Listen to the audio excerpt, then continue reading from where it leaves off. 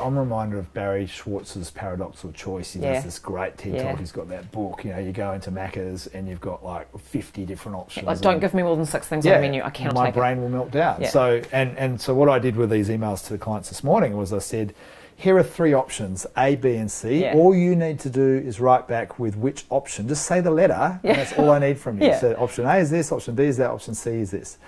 And that was the reducing the cognitive load bit and shrinking the choice while allowing autonomy. And that's, I think that's where we want to try and get It's just like this, right? It's just like this. And I think something I've been thinking about, because I'm so down with you on the opportunity stuff, and my little brain's been whirring all week, and I'm like, so if we did everything online, how much better would that be? Like, what if we were to not just be like, we do all our workshops online now, but what if they were better and the structure was better and we produced better outcomes in less time and it was more engaging? What if that happened? And I'm noticing it at the moment, I don't know about you, but talking to a lot of clients in the last 24 hours. So started that conversation. And I've noticed that intellectually it goes, yeah, I really like to explore that, and I'm not even ready to engage about making a decision on that. So it's cool. So there's something about to be ready. As a friend of mine says, be there when they're ready and be ready when they're there. And so when they're ready to engage, I'm ready to help. Right? And that idea I love. And because I think the possibility of doing something online, we have a belief system right now generally that face-to-face is better. And generally if it's done well, it's awesome, right? But how do we know, unless we try the other stuff, what's possible? We have to do this anyway. We knew this. This is that burning platform versus everything's on fire thing, where it's like, they keep telling us, you need to travel less, we need to reduce the amount of travel that's happening for work or that's happening for holidays, because climate change and sustainability, we can't keep propping this up. And we're like, one day that'll happen to someone. That'll be hard. To someone. To someone. Those people. One day in the future. To them. And now it's like, well, you've got to do it. So just do it. But the thing I was going to say before is that, so I'm all about that opportunity thing and I love it. But there's this thing, I've had this little voice all week that's like don't be yuck. And I think what is an interesting tension, and other people are facing as well, is even if you do feel like that, like, you don't want to be exploitative. You don't want to be seen to be winning or profiting out of a shit situation. And that's hard, because what if you can do better stuff now? Like, I'm talking to NZTA and I'm saying, we've just lost half the cars off the road. What are we turning up, delivering construction-wise? In New Zealand are like, we've got all these crew members that still currently have jobs, but they're not on planes. We're going, cool. So what can we do with those people that we haven't been able to get done? Again, where's the opportunity? How are we readying ourselves for 6 months' time? But the whole time I've got this little voice going, but don't be yuck. So instead, be in service, right? I mean, that's the thing that I've carried this week is, what do people need?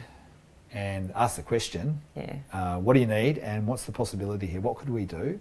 And it's not really about a commercial conversation. It's about a helping conversation, and that certainly makes me feel better about how I'm choosing to show up in a conversation.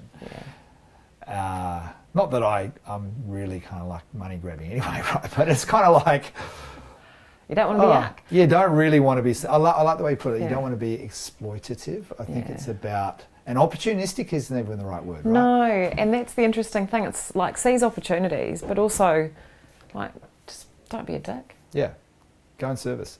Be in service. It's a good idea. Don't be a dick.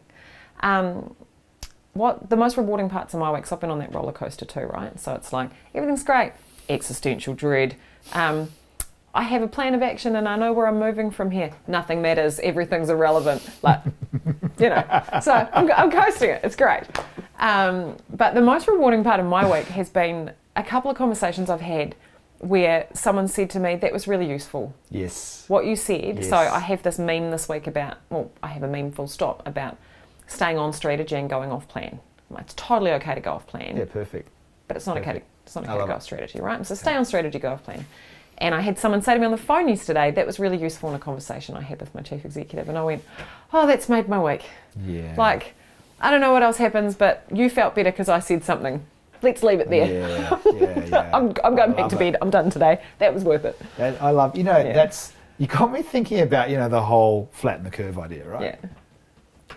And there's something about what we've both experienced this week, and I suspect you've had this as well, is a compressed cycle of emotions, like into a week. It's like, oh my God, highs and lows, everything. Now, how do you flatten the curve? Right? How do you flatten the emotional curve? How do you flatten the emotional curve? That's nice. And normalise it. And there's something about being able to go, well, actually, this is normal and this is cool. And I was going to say something else really profound. but I don't... Just hang on, everybody stay with me. Just keep talking. Moment of silence while I regather my profundity. Yeah, it's all a roll. Anyway. Bring it home! I'm just on the precipice, buddy. Maybe it was really useful, this good. whole like flatten the curve. I fucking like this. Yeah. Find it again. I got it, yeah. So, I can't remember what I was saying. So, okay, yeah. So we've been through this week. You and I, and you, I suspect, have been through this week where the curve has been like the acute curve, and we want it to be, it's not about making this go away. I think it's about managing it more effectively, right? And that's just like this whole COVID thing. Yeah. There we go, we said it. COVID-19. I was trying not to say that. No, I slipped thought we in. didn't say it. It's so, how do you manage a new normal? How do you, and I reckon it's about actually talking about it. Yeah. Funnily enough, just doing what we're doing now. Oh, I don't know. Okay, let me argue with you again. Part of it's about talking about it. Part of it's about not talking about it. Mm-hmm. I haven't had a single conversation this week that hasn't spent 80% of it going, well, we just don't know, do we? That's like, so I went to so I got a local barista down the road here, and he's a great, I blogged about him actually, Roger. Oh, Roger. Yeah, and Roger. He, and I said to him yesterday, what I reckon the best thing is? It's like, what if we all just took a month off and chilled out, right? And just didn't do anything, right? That and just awful. Terrible, right? That sounds, but it was like, oh my God, sounds awful. And this idea, and it does sound a bit wanky, but this idea of just lighten up where you can lighten up, right? Like your journey of like, actually, it doesn't matter. Yeah. I think it's about going. That's hopelessness and despair. You've confused perspective with melancholy. Yeah. No, I'm talking about perspective. Yeah. Or are you just being like, what's the word? A wanker. No, you are being a wanker. Yeah. I reckon the trick right now is day at a time. Yeah. Tomorrow's going to be different to today, and today's different than yesterday. And be present and just keep making decisions, keep experimenting, and keep connecting with the people that matter. What he said. Deep. That was deep. Do you need a close from me? I even did a 2-second hold too, mate. Did you? He's got me going.